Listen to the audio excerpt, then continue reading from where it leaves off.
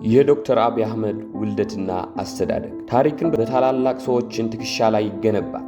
ታላላቅ ሰዎች ደግሞ በአንድ ጀንበር አይጠፉም። የሚወለዱበት መሬት፣ የሚያድጉበት ማህበረሰብ፣ የቤተሰብ እሴትና የልጅነት ውጣ ውረዶች ዛሬ ለደረሰው ማንነታቸው መሰረት ይጥላል። በምስራቅ አፍሪካ ቀንድ በታሪክና በባህል በበለጸገች ኢትዮጵያ ውስጥ ባለፉት ጥቂት ዓመታት የአገሪቱን የፖለቲካ አቅጣጫ የቀየረ አንድ መሪ ተነስቷል። ዶክተር አብይ አህመድ አሊ። ብዙዎችን ይህ መሪ በጠቅላይ ሚኒስትርነቱ፣ በኖቤል ተሸላሚነቱ ወይም በሰላም አምባሳደር ያውቁታል። ነገር ግን የዚህ ሰው መነሻ የት ነበር?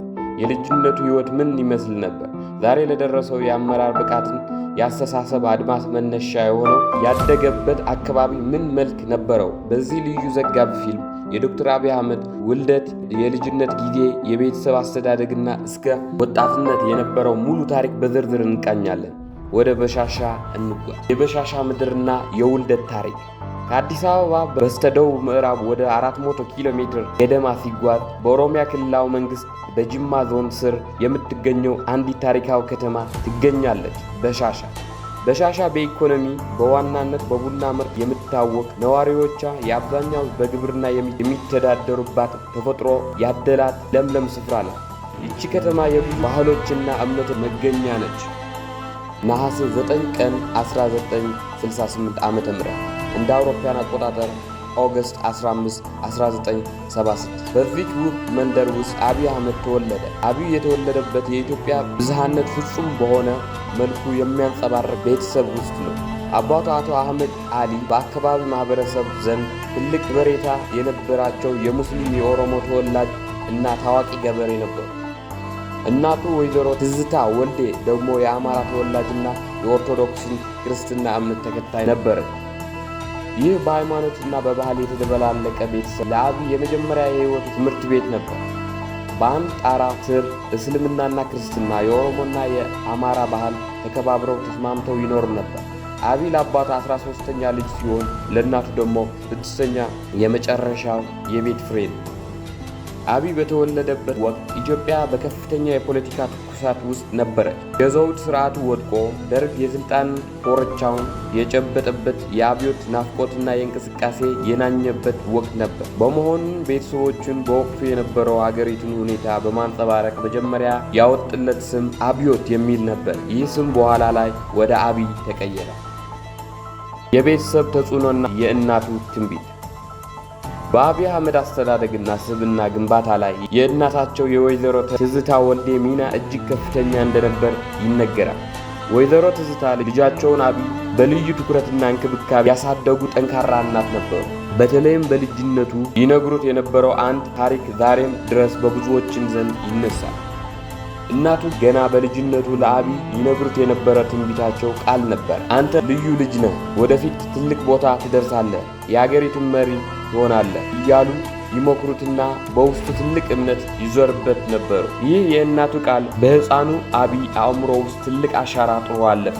የወደፊት ሕይወቱን በትልቅ ምኞትና ራዕይ እንዲቀርጽ አደረገው። በሌላ በኩል ደግሞ አባታቸው አቶ አህመድ አሊ በአካባቢው ማህበረሰብ ዘንድ ለሽምግልና የሚቀመጡ፣ ሰላምን የሚወስዱና ሰፊ መሬት የነበራቸው ባለሀብት ገበሬ ነበሩ።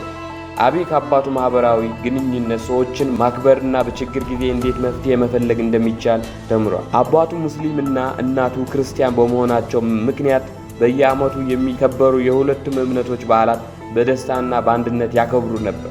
ይህ ሁኔታ በአብይ ውስጥ ለሃይማኖት ልዩነት ያላቸው መቻቻል፣ ሚዛናዊ አመለካከት ገና በጠዋቱ እንዲያዳብር አድርጎታል። የልጅነት ትምህርትና የወጣትነት ፈተናው የአብይ አህመድ የትምህርት ጉዞ የጀመረው እዚያው በትውልድ መንደር በሻሻ የሚገኘው በመጀመሪያ ደረጃ ትምህርት ቤት ነበር። በወቅቱ በገጠር አካባቢዎች የነበረው የትምህርት አቅርቦት ውስን ቢሆንም አብይ በትምህርቱ ጎበዝና ንቁ ተማሪ እንደነበር የአካባቢ ምስክሮች ይናገራሉ። የማንበብና አዳዲስ ነገሮችን የመረዳት ፍላጎት ከዕድሜው በላይ ነበር። የመጀመሪያ ደረጃ ትምህርቱን በበሻሻ ካጠናቀቀ በኋላ የሁለተኛ ደረጃ ትምህርቱ ለመቀጠል ወደ አቅራቢያው ከተማ ወደ አጋሮ አቀነ። ከአነስተኛዋ የገጠር መንደር በሻሻ መጥቶ ወደ አጋሮ ከተማ መምጣቱ ለአብይ አዲስ የአመለካከት አድማስ ከፈተለት። ከአጋሮ ቆይታው ከተለያዩ አካባቢዎች ከመጡ ተማሪዎች ጋር ተገናኘ። ስለ ሀገሪቱ ፖለቲካ፣ ማህበራዊ ሁኔታዎች ይበልጥ መረዳት ጀመረ። ነገር ግን በ1980ዎቹ መገባደጃ ላይ በኢትዮጵያ የነበረው ፖለቲካ ሁኔታ እጅግ እየተባባሰ መጣ። የደርግ ወታደራዊ መንግስት በህዝቡ ላይ የነበረው ጫና የበረታበት፣ በየአቅጣጫው የትጥቅ ትግል የሚካሄድበት ወቅት ነበር። ይህ ሀገራዊ ውጥረት በአጋሮ ከተማ የሚገኘው ወጣት አብይ ላይ ተጽዕኖ ማሳደሩ አልቀረም። ትምህርቱን በጥሩ ሁኔታ እየተከታተለ ባለበት ወቅት የሀገሪቱን ታሪክ አቅጣጫ ቀየረ። የትጥቅ ትግል ውሳኔና ወታደራዊ ህይወት ጅማሮ። በ1983 ዓ.ም የደርግ ውድቀት ለኢትዮጵያ አዲስ ምዕራፍ ይዞ መጣ። በወቅቱ ገና የ15 ዓመት ታዳጊ የነበረው አብይ አህመድ በትምህርት ገበታው ላይ ብቻ ተወስኖ መቆየት አልቻለም። በሀገሪቱ የመጣ የፖለቲካ ለውጥና በአካባቢው የነበረ የነጻነት ንቅናቄ የወጣቱን አብይ ቀልብ ሳበ። የሀገሪቱን ዕጣ ፋንታ ለመቀየር የሚያደርገው ጉዞ ውስጥ የራሱን አሻራ ለማሳረፍ ወሰነ። በዚህም ምክንያት ገና በለጋ ዕድሜው የኦሮሞ ሕዝብ ዲሞክራሲ ድርጅትን ኦህዴድ ተቀላቀለ። ይህ ውሳኔ ከአንድ ተራ ተማሪነት ወደ ታጋይነት፣ ወታደርነት የቀየረው ትልቅ የህይወት መታጠፊያ ነበር። የጦር ሜዳ ህይወት ለወጣቱ አብይ ቀላል አልነበረም። ነገር ግን በዚህ አስቸጋሪ ወቅት ውስጥ የዲፕሎማሲ የጽናትና የቡድን ሥራ አስፈላጊነት ተገነዘበ። የደርግ መንግሥት ከወደቀ በኋላ አብይ በይፋ አዲሱን የኢትዮጵያ መከላከያ ሰራዊት ተቀላቀለ። በመከላከያ ሰራዊት ውስጥ በነበረው ቆይታ በተለይም በኮሚኒኬሽን፣ በቴክኖሎጂ እና በወታደራዊ ሳይንስ ዘርፎች ላይ ልዩ ስልጠናዎች ወሰደ። ከውልደት እስከ አመራር። ከበሻሻ ለምለም ምድር የተነሳው የሕፃኗ አብዮት ጉዞ በፈተናዎችና በለውጦች የተሞላ ነበር። በሙስሊምና በክርስቲያን ቤተሰብ ውስጥ ያደገበት ሚዛናዊ አካባቢ የእናቱ የልጅነት ትንቢት ሞክር በአጋሮ ከተማ ያሳለፈው የተማሪነት ጊዜና በ15 ዓመቱ የጀመረው የወታደራዊ ሕይወት ጅማሮ፣ እነዚህ ሁሉ ተደምረው የዛሬን መሪ ቀረጹ። አብይ አህመድ በበሻሻ ገጠር ተነስቶ የሀገር መሪ ለመሆን ያበቃው በአጋጣሚ አልነበር። ያደገበት ማህበረሰብ ያስጨበጠው የማንነት እሴት፣ በትምህርትና በንባብ ያዳበረው ዕውቀትና በወታደራዊ ዲሲፕሊን ውስጥ ያሳለፈው የጽናት ሕይወት ለስኬት መሰረት ነበሩ።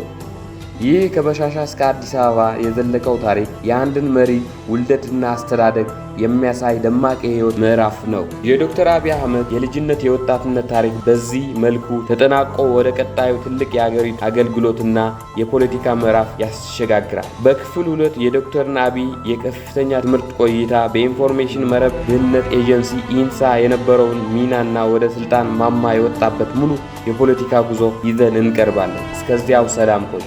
ላይክ፣ ሼር፣ ሰብስክራይብ ማድረግም እንዳይረሳ። ሰላም ቆዩ።